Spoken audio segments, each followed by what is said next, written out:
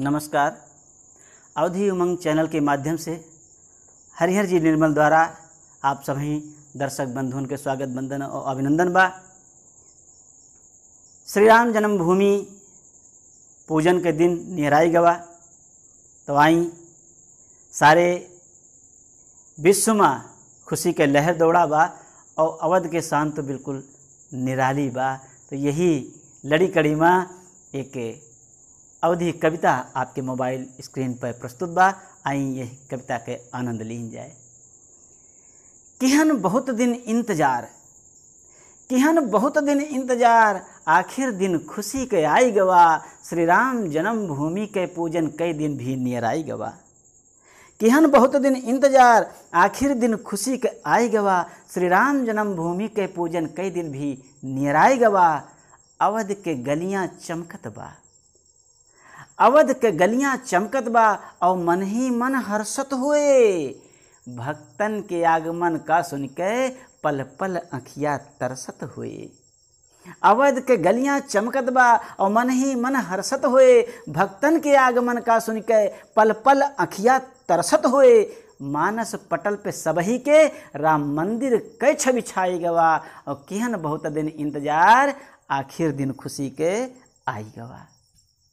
हालांकि कोरोना के कारण श्रद्धालु के आवे में बाधा रही, हालांकि कोरोना के कारण श्रद्धालु के आवे में बाधा रही।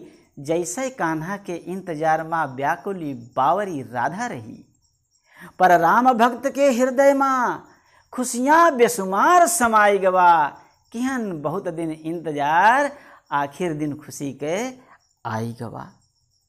राम के राज्याभिषेक के समय पर जैसे शान रहा हुए, राम के राज्याभिषेक के समय पे जैसे शान रहा हुए।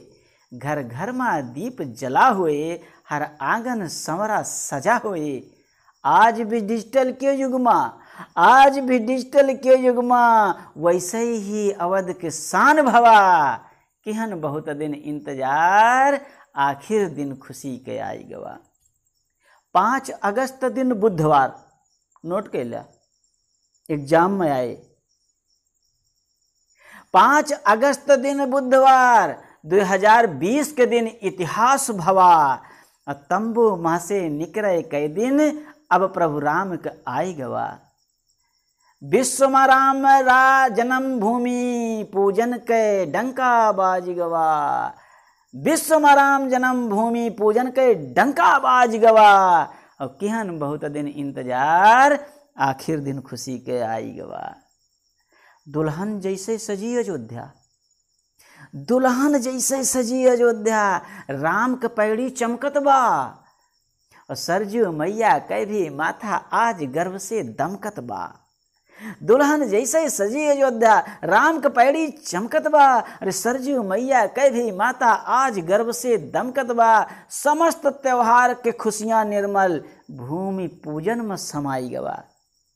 समस्त त्योहार के खुशियां निर्मल भूमि पूजन में समाई गवा। और किहन बहुत दिन इंतजार, आखिर दिन खुशी के आई गवा। श्री राम जन्मभूमि के पूजन कई दिन भी नियर आई गवा। श्री राम जन्मभूमि के पूजन कई दिन भी नियर आई गवा। जय अवध, जय अवधि।